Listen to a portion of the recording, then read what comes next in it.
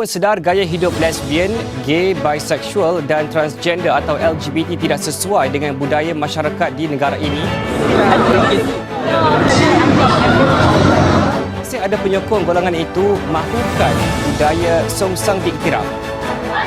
Hidup, hidup,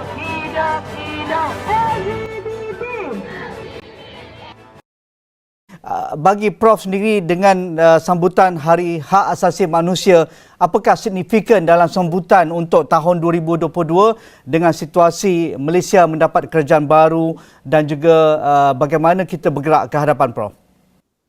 Terima kasih Cik Nazri ya. Pertama sekali suasana tu memanglah bagi kami di Suhakam, kita merasakan dengan kerajaan baru, kerajaan perpaduan ini kita berharap tinggi ya. Pertama dengan janji seperti institutional reform ini memang suatu yang Suhakam menanti-nantikanlah. Ya, jadi bila kerajaan baru di bawah pimpinan Datuk Seri Anwar Ibrahim membuat beberapa statement yang mengatakan kita akan menegakkan hak asasi, demokrasi, kedaulatan undang-undang, itu semuanya adalah kita boleh kata sebagai satu janji yang memang diharapkan.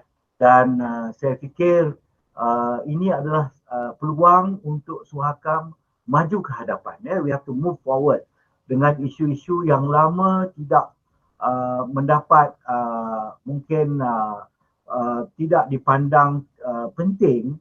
Jadi sekarang ni kita lihat bila ada institutional reform, semangat baru daripada kepimpinan baru dengan kerajaan perpaduan yang baru. Jadi di sini kita nak lihat bahawa Suhakam diberikan mandat, bukan mandat baru tetapi mandat itu memang ada dalam akta, tetapi semangat baru ini memberikan kita satu umpamanya satu yang kita nak bergerak.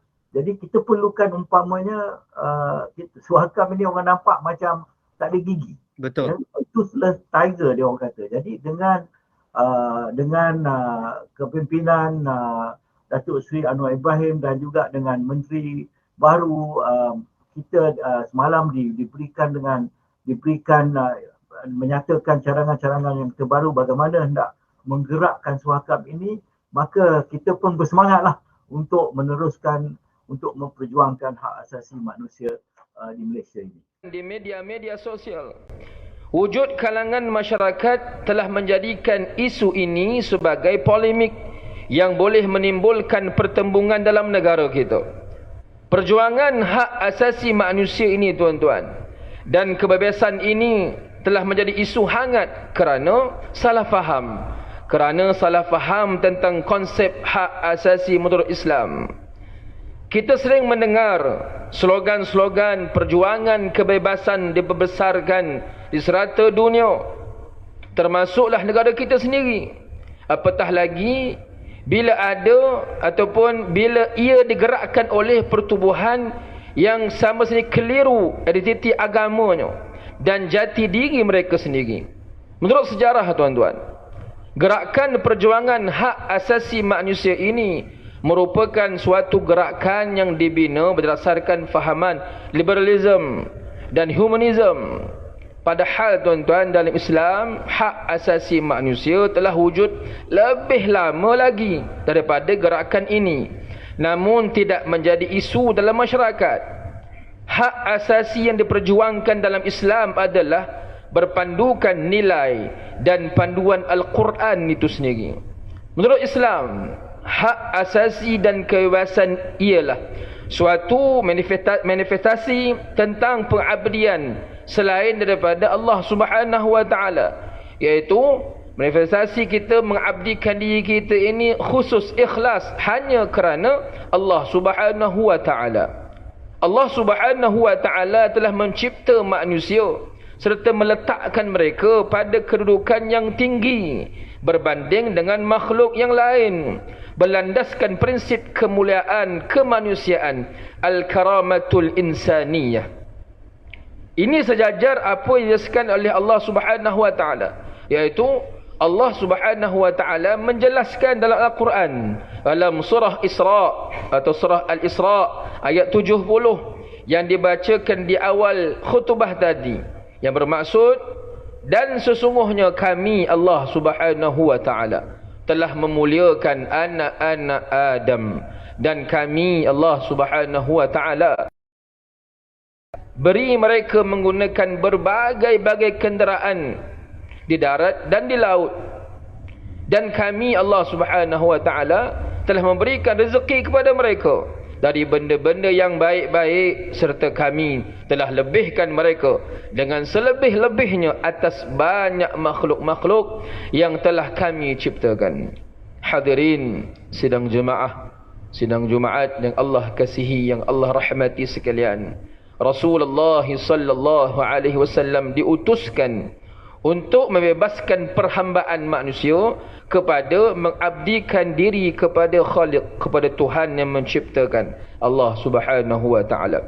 Konsep kebebasan yang dijelaskan dalam Al-Quran tidak lain mengangkat nilai kemanusiaan sejati.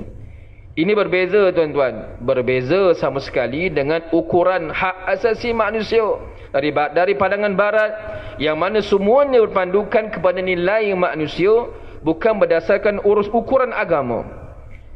Kita masih ingat dialog Rubi'i ibn Amir At-Tamimi kepada Rustum ketika diutuskan oleh Sa'ad bin Abi Waqqas ke Parsi. Katanya, Rustum bertanya, apa maksud kedatangan kamu ini?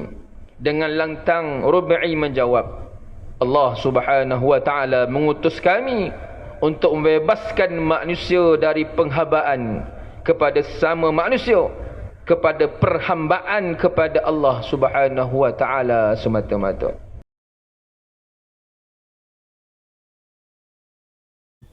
Assalamualaikum, nama saya Raida Atira binti Azhar. Bagi tajuk ini, pendapat saya, parti pemerintah seharusnya tidak menggunakan undang-undang sekatan sebagai alat pengekalan kepada ahli-ahli politik pembangkang, kerana ia tidak menggambarkan prinsip-prinsip kebebasan dalam sebuah negara demokrasi. Namun, parti-parti pembangkang pula tidak seharusnya menjadikan kebebasan asasi sebagai alasan untuk melobi rakyat sehingga menyentuh perkara-perkara sensitif berkaitan keistimewaan bumi putra dan sebagainya. Kewujudan masyarakat di Malaysia diharapkan dapat menyembuhkan amalan hak asasi manusia di Malaysia dengan bersikap tidak menyebelahi mana-mana pihak dalam memperjuangkan kebebasan hak asasi. Akhirnya, kita mestilah mewujudkan kebebasan asasi yang terkawal agar keharmonian dan ketenteraman masyarakat menghasilkan negara yang bahagia. Assalamualaikum. Hai, nama diberi Mazli Arif bin Mahazan. Pendapat saya mengenai hak asasi manusia dalam Islam. Jadi, pertama sekali mereka mengatakan tiada hak kebiasaan menukar agama, kerana orang Islam tidak boleh menukar agama. Di samping itu, orang Islam tidak dibenarkan berkahwin dengan orang bukan Islam jika bukan Islam itu tidak memeluk Islam. Sedangkan dalam larangan berkahwin dengan wanita bukan Islam adalah satu ketetapan hukum syarak yang diiktiraf oleh Perlembagaan Persekutuan dan terpakai kepada orang Islam. Kedua, Barat amatlah memperjuangkan mengenai perkahwinan sejenis. Perkara ini merupakan sangat tidak memoral dan di luar tabi'i. Mereka juga cuba untuk melibatkan orang Islam dalam perkara ini. Namun Perlembagaan Persekutuan di Malaysia memperlukan undang-undang keluarga bagi orang Islam adalah hukum syarak. So mereka tidak membenarkan perkahwinan sejenis. Jadi kesimpulannya, salah satu cabaran terbesar yang dihadapi oleh Islam zaman ini ialah cabaran di dalam berhadapan dengan isu-isu hak asasi manusia. Ini kerana hal-hal keagamaan dianggap dari perspektif hak asasi manusia dan hak kebebasan beragama, dan langsung jauh sekali daripada prinsip kepatuhan dan penyerahan kepada kekuasaan Allah SWT. Islam sememangnya menyanjungi hak asasi manusia, tapi di dunia ini tidak ada kebebasan mutlak dan tidak ada hak tanpa bertanggungjawab. Hak dan tanggungjawab manusia hendaklah mengikut garis panduan yang ditetapkan oleh Allah SWT dan keperluan masyarakat dan negara.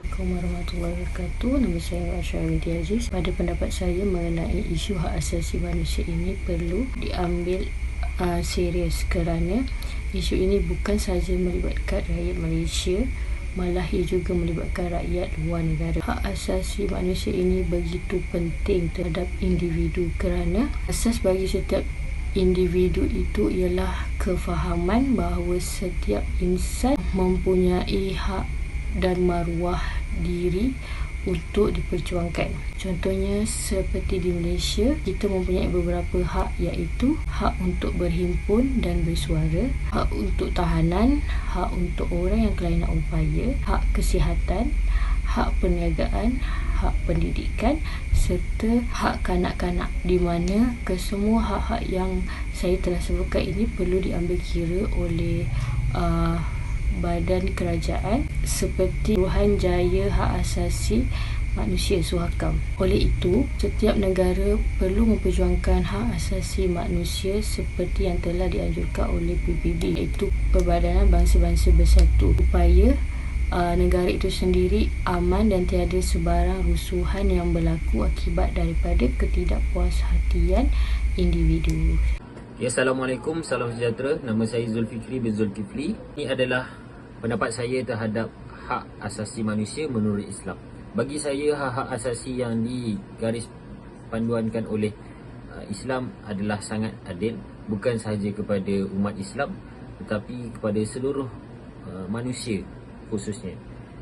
Kerana menurut Islam, kita cover kebebasan beragama, kebebasan bersuara, kebebasan memiliki harta, melindungi nyawa. Bukan setakat itu, juga disentuh Islam juga mengutamakan keamanan dan kedamaian, iaitu bagi saya hak-hak ini beri manfaat bukan sahaja kepada umat Islam, juga kepada seluruh manusia yang menganut agama lain selain Islam. Jadi bagi saya, kepada umat manusia yang bukan Islam, yang duduk di negara Islam, jika negara Islam ada hak asasi menurut Islam, jadi bagi saya negara itu akan menjadi aman, tenteram jika hak-hak asasi manusia ini diikuti.